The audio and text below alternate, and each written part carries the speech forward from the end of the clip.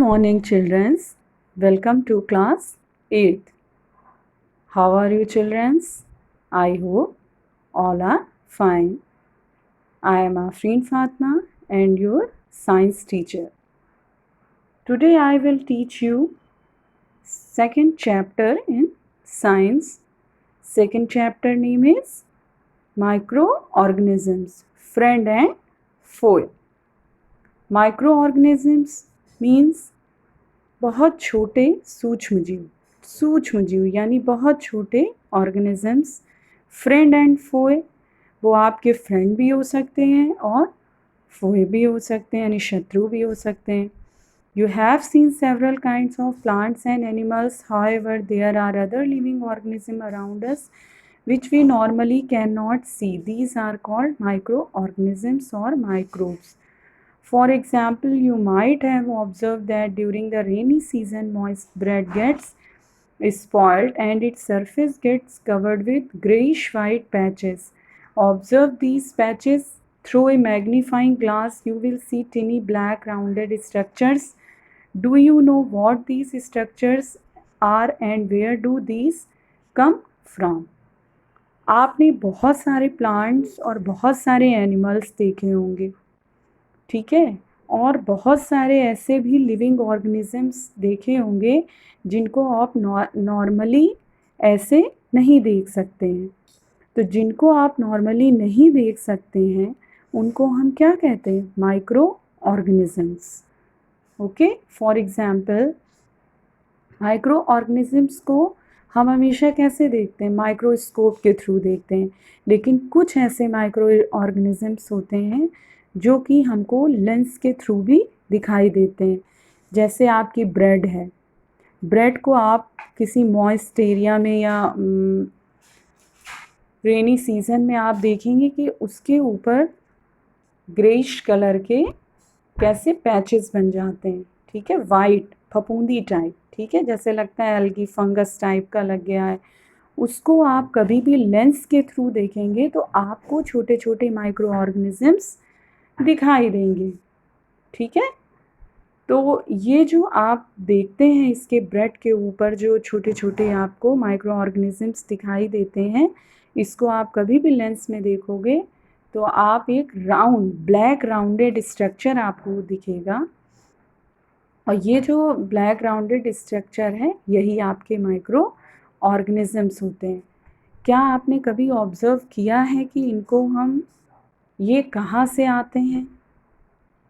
तो next topic मेरा है माइक्रो ऑर्गेनिजम्स. एक्टिविटी 2.1 देखते हैं.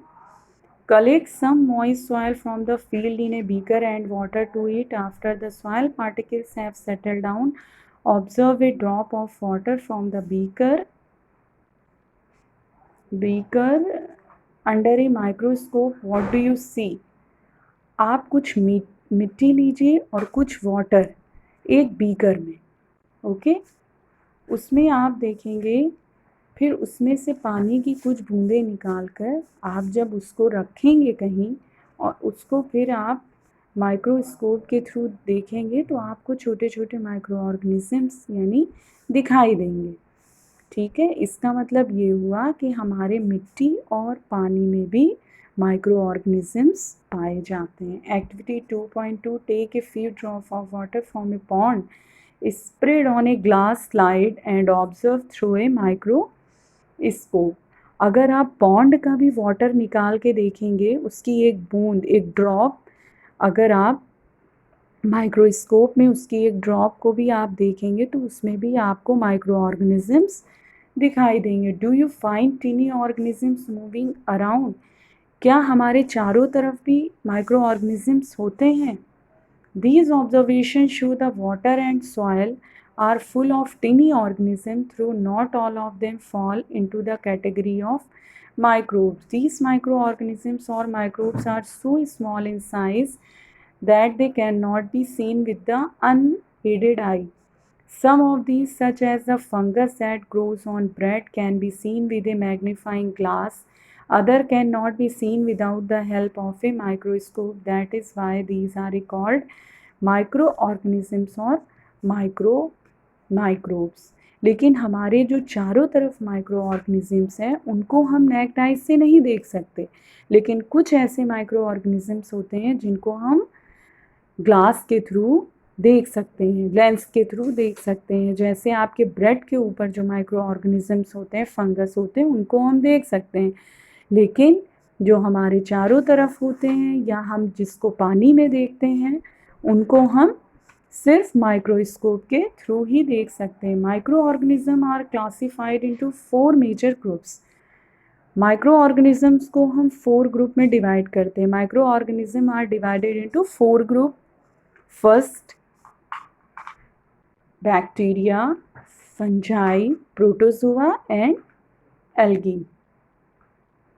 ठीक है, और कुछ माइक्रो ऑर्गेनिज्म, वायरस को भी हम माइक्रो ऑर्गेनिजम्स बोलते हैं। Viruses are also microscopic but are different from other microorganism. They however reproduce only inside the cells of the host organisms, which may be a bacterium, plant or animal. Viruses हैं, ये भी एक ऐसा micro organisms है जिसको हम microscope के through ही देख सकते हैं। ठीक है, ये रिप्रोड्यूस करता है, इसके अंदर जो होस्ट सेल होती है ये खुद से कभी कभी दूसरे एनिमल और प्लांट के ऊपर भी डिपेंड करता है और कभी ये खुद से भी रिप्रोड्यूस होता है। Some of viruses are shown in figure. Common elements like cold, influenza and most coughs are caused by viruses. बहुत सारी डिजीज़ होती है जो हमें वायरस के थ्रू होती है। Example cold, influenza, coughs. Okay, और कुछ ऐसी सीरियस डिजीज़ हैं जैसे पोलियो एंड चिकन पॉक्स जो हमें ये भी वायरस के थ्रू होती है। Diseases like dysentery and malaria are caused by protozoa, whereas typhoid and tuberculosis are bacterial disease. और हमारी जो डाइसेंट्री एंड मलेरिया डिजीज़ जो होती है वो प्रोटोजोआ के थ्रू होती है, एंड जो टाइफाइड और टीबी जो होती है वो हमारी बैक्टीरियल डिजीज़ है। तो you have learned about some of these micro organisms in class 6 and 7th. अब हम नेक्स्ट पेज पे देखते हैं। We see the next page. देखिए, इसमें कुछ माइक्रो ऑर्गेनिजम्स दिए गए हैं, जैसे बैक्टीरिया के ऑर्गेनिजम्स हैं, एल्गी हैं, प्रोटोजोआ हैं, फंजाई हैं। ठीक है, बैक्टीरियल जो होते हैं आपके माइक्रो ऑर्गेनिजम्स देखिए राउंडेड शेप में भी हैं, स्फेरिकल शेप में भी हैं। एल्गी में देखिए जैसे आपका दिया है क्लेमाइडोमोनास, स्पाइरोगाइरा। प्रोटोजोआ में अमीबा है, पैरामीशियम है, और फंजाई में क्या है, ब्रेड मॉल्स है, पेनिसिलम है, एस्परजिलस है। ओके, ये सारे आपके क्या हैं, माइक्रो ऑर्गेनिज्म। अब हम फिर नेक्स्ट पेज पर देखते हैं नेक्स्ट टॉपिक। हमारा नेक्स्ट टॉपिक है where do micro organisms live. Micro organisms कहाँ जीवित रहते हैं। ठीक है, कहाँ कहाँ रहते हैं, कहाँ उनका वो होता है, हैबिटेट क्या होता है। माइक्रो ऑर्गेनिजम्स में भी single cell like bacteria, some algae and protozoa और multicellular such as mini algae and fungi. Microorganisms पे सिंगल सेल भी होते हैं और मल्टी सेलुलर भी होते हैं। ठीक है, एक सेल के भी होते हैं और कई सेल भी उनमें पाई जाती है।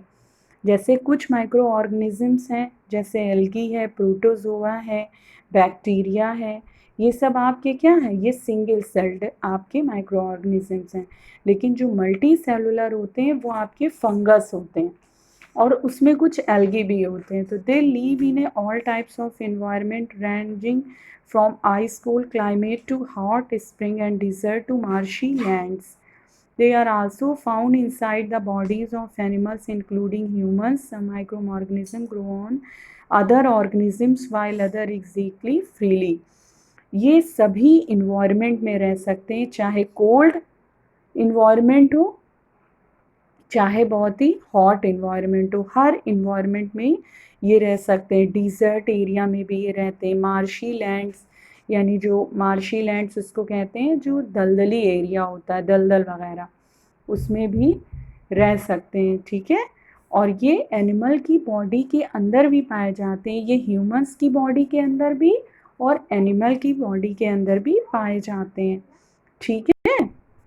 और some microorganism grow on other organisms while other exist freely। कुछ ऐसे माइक्रो ऑर्गेनिजम्स होते हैं जो दूसरे माइक्रो ऑर्गेनिजम्स के ऊपर डिपेंड होते हैं, उसके ऊपर ग्रो करते हैं, और कुछ होते हैं एकदम फ्रीली होते हैं। ओके, यू अंडरस्टैंड बच्चों?